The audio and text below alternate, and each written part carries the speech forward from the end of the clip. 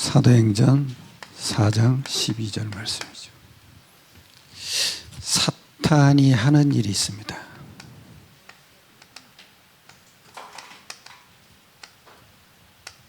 많은 게 아닙니다. 하나밖에 없습니다. 그리스도를 약화시킵니다.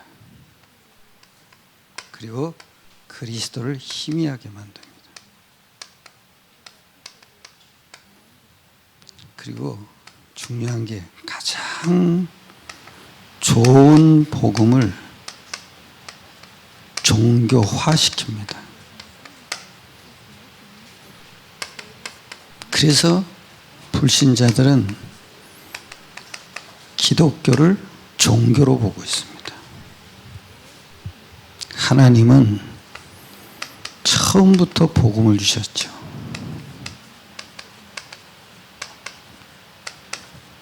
종교 주신 게 아닙니다. 잘못된 생각이죠. 간단합니다. 사탄은 자꾸 복음을 종교화시킵니다. 종교는 뭡니까? 우상숭배입니다. 반드시 귀신이 역사합니다. 종교는 뭐죠? 인간 편에서 나온 겁니다. 그래서 사탄을 이롭게 하는 겁니다. 그래서 종교와 복음 다른 점을 말씀드리겠습니다. 종교는 뭡니까? 비슷해 보입니다. 그런데 어떨 때는 더 우월해 보입니다. 그러니까 여러분이 잘 알아야 됩니다. 그런데 우월해 보이지만 알고 보면은 정반대입니다. 종교는 자신이 하나님을 찾아가는 것입니다.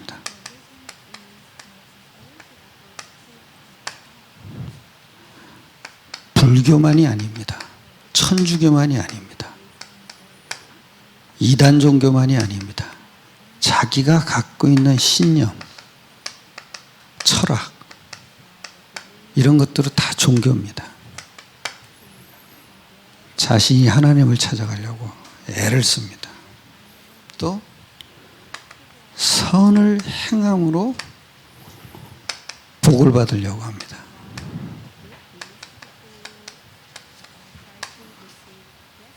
그리고 선을 행함으로 문제를 해결하려고 합니다. 그 선행으로 응답받으려고 애를 씁니다. 또 종교는 뭐냐? 기도 많이 합니다. 그리고 금식합니다.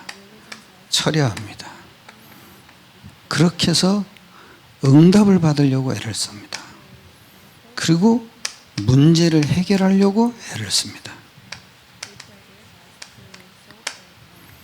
그리고 종교는 인내로 갈고 닦습니다. 그러면서 닦은 만큼 복을 받는 겁니다.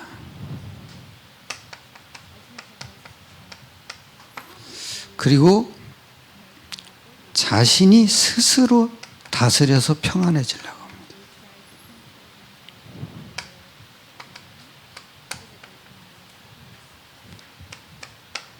이거는 종교심이에요. 우리는 간단합니다. 예수 이름으로 그냥 있으면 됩니다. 그래야 하나님이 우리를 다스려 줍니다. 종교는 지 스스로 다스리려고 합니다. 아주 이게 참 중요해요. 그리고 종교는 뭡니까? 노력과 열심을 합니다. 이유가 있어요. 왜냐? 하나님이 복 주신다고 생각하니까.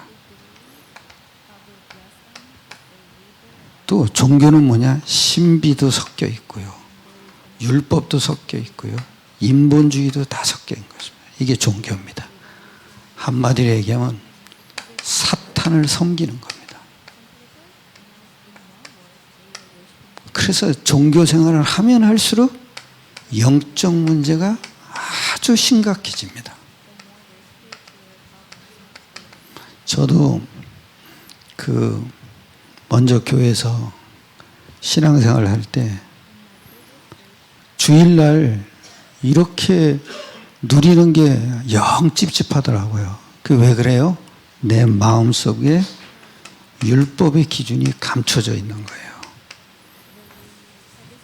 그래서 기도 이렇게 하면 안 되겠다는 생각이 자꾸 들더라고요. 내가 막 몸부림쳐야 되고 금식해야 되고 이러는데 그냥 그리스도 누리는 게 기도인데 그걸 모르니까 내가 이 속에 걸려든 거예요. 내 마음에 율법이 있더라고요. 사람들 간단해요. 왜 종교생활에 빠지는지 아십니까? 자기 안에 있는 거예요. 그래서 굉장히 좋게 보여요. 굉장히 우울해 보여요. 근사해 보여요. 그런데 속을 들여보면 사탄을 섬기는 거예요. 갈수록 영적 문제는 심각하게 오지죠. 복음입니다. 복음은 뭡니까? 하나님이 찾아오시는 겁니다. 그래서 성령이 내주되는 겁니다. 조건은 하나 있습니다. 예수 이름을 확신해야 됩니다. 그러면 성령은 반드시 찾아오십니다. 그리고 복음은 뭐냐? 생명의 원리입니다. 생명의 원리는 뭡니까? 예수 이름을 내가 믿는 순간 성령의 역사가 일어나는 겁니다. 이게 예수 이름의 원리예요. 그리고 복음은 뭡니까? 하나님의 인도를 받는 것입니다. 이게 복음입니다. 또 복음은 뭐냐? 하나님의 목적을 이루기 위해서 만남이나 사건으로 인도하시는 거죠. 그리고 복음은 듣는 자리로 말할 자리로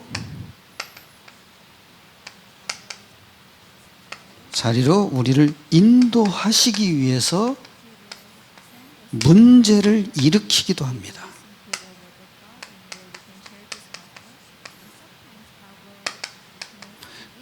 그 얘기는 여러분 반드시 문제 속에는 하나님의 계획이 있는 거예요. 그러니까 문제를 자꾸 멀리할 필요가 없어요. 문제 속에서 이 계획을 찾으면 돼요. 하나님이 나에게 이 문제를 왜 일으켰냐? 하나님이 예비하시는 사람이 있구나. 그래서 주시는 거예요. 그리고 복음은 뭡니까? 하나님의 응답이 따라오는 거예요. 그리고 복음은 권세를 갖는 거예요. 그리고 복음은 권능을 갖는 거예요. 즉 천사의 움직임을 갖는 거예요. 이게 복음이에요. 또 복음은 뭐냐? 하늘나라의 배경을 누리는 거예요. 그리고 영적 사실을 누리는 거예요. 그리고 하나님의 계획을 이루는 거예요.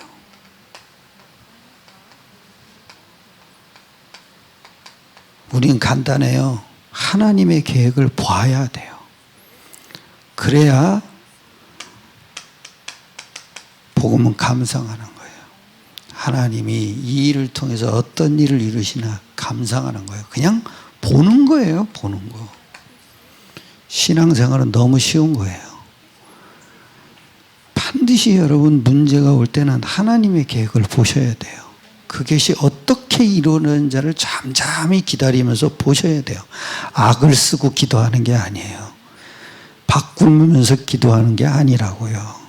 그냥 누리는 거예요. 누리면서 하나님이 하시는 것을 보는 거죠. 그리고 복음은 또 뭐죠? 문제가 문제되지 않는 것입니다. 문제는 이미 다 끝났잖아요. 또 거기서 확인만 하면 되는 거죠. 문제가 끝났다는 걸 십자가로 확인하는 거죠. 그리고 복음은 뭡니까? 하나님이 하시는 거예요. 또 복음은 뭡니까? 은혜예요. 은혜. 그 얘기는 신분이 바뀌는 것이에요. 에베소 2장 8절에 되죠. 그 은혜에 의하여, 이게 구원의 동기예요. 그 다음에 복음은 믿어지는 거예요. 그리고 복음은 전도가 되어지는 거예요. 이게 복음이에요. 한마디로 얘기하면 간단합니다. 예수 그리스도 이름이에요. 이것이 예수 그리스도 이름 속에 있는 거예요.